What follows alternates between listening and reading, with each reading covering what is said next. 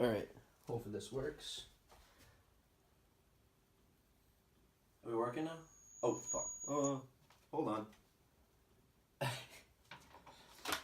All right. Now it's working, right? Yes. Okay. Perfect. All right. Check one. Oh, so. All right. Well, what's up, everyone? Um. So I'm uploading stuff now to this blog in a different way, just because the way that I was doing it before. Oops. All right. Is this working now? Yeah. Perfect. Okay. All right. Well, what's up, everyone? Uploading stuff to the website now in a little bit of a different way. The way that it used to be before, it was just writing about the stuff that I was doing weekly. It just didn't feel authentic.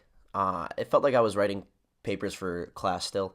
The way that I was formatting everything, trying to edit it, it was just a little bit more stressful than I think it should be. So, just experimenting with new ways to upload stuff to the website, getting inspiration from podcasts and podcasts on YouTube with the video aspect with it. So we're just gonna see how this works out. Um, also with the inconsistency with uploading content, um, yeah, it's a combination of a few things. One is it's laziness, like a little bit of laziness with it. I have been working a lot. I've been working like 5 6 days a week at the restaurant, and I just get tired after, and I don't really want to work on too much. But I do have time beforehand. But also with that, since the last topic that I did on the blog with the curling, I was just choosing really bad topics that I wasn't passionate about. So I get 3 or 4 days into doing them, and I would be like, why am I doing this? I don't even want to write like an essay about this after either. So it's just me, like, what's an example? I think the one I did after curling, I literally did something about cars. I think it was something about it was changing something with an engine. I don't even have a car. And let alone I'm not even a huge car guy. So it just wasn't a genuine authentic topic, and I wasn't really planning things out. So like I would do something like I did the curling thing, and I just didn't have anything planned for the next week. Or I had something planned that I really liked. Like I had this, I won't give too much away because I think I'm going to do this later in April, but I had something that was involved with public speaking at an event, and that event got canceled halfway through while I was preparing for it. So then I was just out of luck for that week at doing something. So now coming back with um, the website just kind of edited and things being done in a different way. I'm planning things out too, so things are actually going to be a lot more consistent in the ways I'm uploading. And I wanted to start off since I stopped uploading content. The first topic I wanted to talk about was something that I wanted to have like a dog in the race, I guess you could say. I wanted to have some sort of attachment to it and actually have a passion about it. Um, and I chose meditation to do from last Wednesday to now. And I've always thought about doing meditation. Like I've never been um, I don't know. I've always thought about it. In high school, in health class we had these exercises that you could get extra credit if you went in at lunch and did these mindfulness exercises. But no one ever really took it seriously, so I never really saw about what the potential benefits could be of doing meditation. But for the last year and a half to 2 years, I personally been going through a lot of anxiety and stress, like pretty chronically, and I'd never experienced that in my life until then. So I didn't have any good tools or tricks to be able to cope with it. So it just got progressively worse. And I ended up doing therapy. I've been doing it for the last year and a half or so, and that's helped in certain areas. But there are other areas that I don't think it's quite helped with completely, which is totally fine. But um, the other areas that I've wanted to work on for myself, I would always look up on the internet, just like how can I don't know, better value the personal relationships that I make, or how can I get better at planning out my days, all this kind of stuff. And the more that I would search for that on Google, the more I would be hyperlinked to certain YouTube tutorials or different links on meditation. And so I decided to make that this week's topic and to concentrate on that for the last week. And I wasn't good at it. I you're supposed to do it every single day. That's how you experience the benefits of meditation. And I did it 4 out of the 7 days. And However, yesterday I started a pledge to myself that I'm going to be doing it every day for 30 days. So 30 days from now, I'm going to upload another video on this exact same post, hopefully further going into the benefits that you can actually get from meditation doing it daily. But I wanted to upload this video first too, just to kind of explain why I think I failed. And hopefully if you're watching this, you can learn from it and be able to overcome that and still do it daily.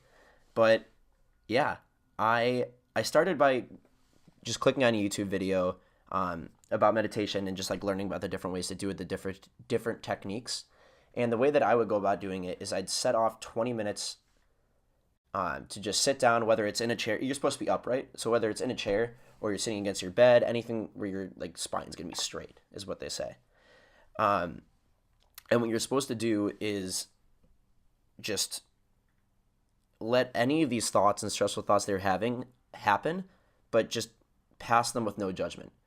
So, and the analogy that I used for my meditation was I'd be kind of risen up on like a tree, what stalk? No, a tree stump. Tree stump is the word. I'd be like on a tree stump that would have a flat top, so it would just be by myself in the air, and all of the clouds that'd be around me would just be any of these thoughts that I'm having. So I need to finish a paper, or I need to add something to my resume. Just little things that aren't that important, but are still coming to you when you're sitting down for 20 minutes by yourself. And every time I would breathe in and then I'd breathe out, I'd push that thought away. And it's fine if another one comes in, but the whole entire point of it is that you just don't give these thoughts a whole lot of value. And you're just supposed to sit there and observe yourself, like I guess you could say observe yourself from the outside in.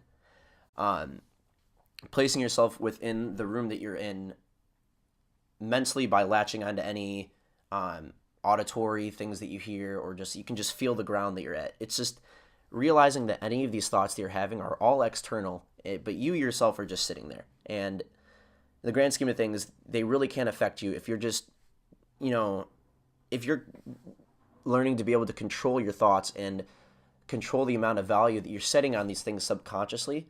It can really empower you. I think we consciously, there are a lot of things like right in our mind that we're aware that we're thinking about. So whether it's you're working on a PowerPoint presentation for your job, you know you're working on that, but there's a million other things that are occurring subconsciously that you don't realize you're thinking about until you're sitting down for 20 minutes meditating, because all those thoughts are going to start flooding in. So you start to slowly realize all the things that are going on in your mind on a daily basis. And I read that there's this analogy that our brain is kind of like a drunken monkey. And I'm going to try to find this really quick because I think I was on this thing just before. Let me see. Hold on.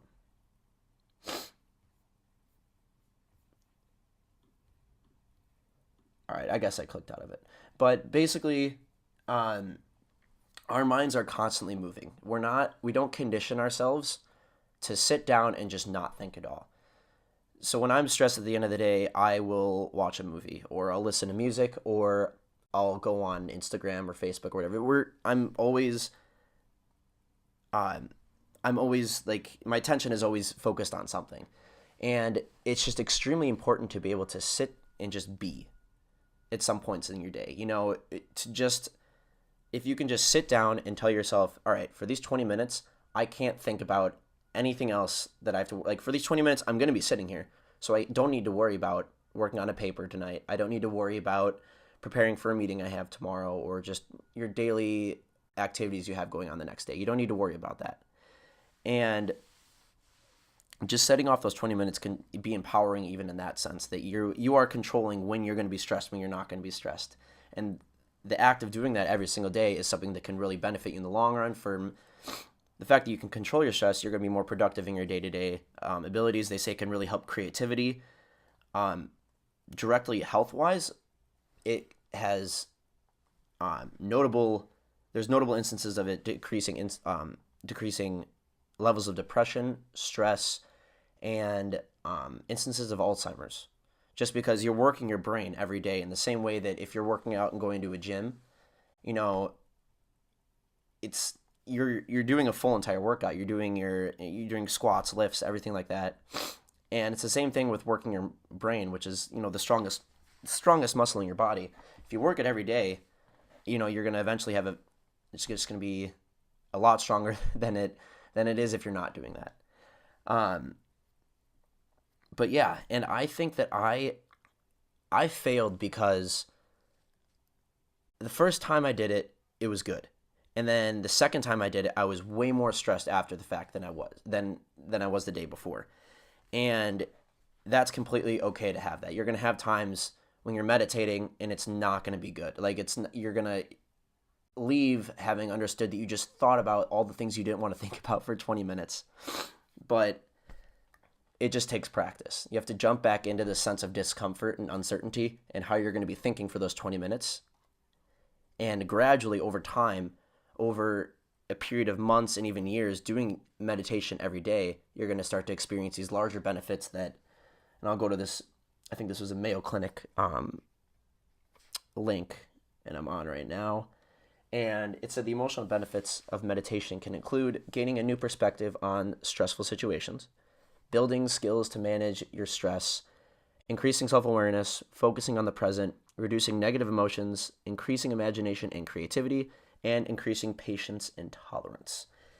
And those come after just constant repetition of doing it. And I realized that I just gave up way too easily, and it's just not good. So that's why I'm doing the 30-day thing.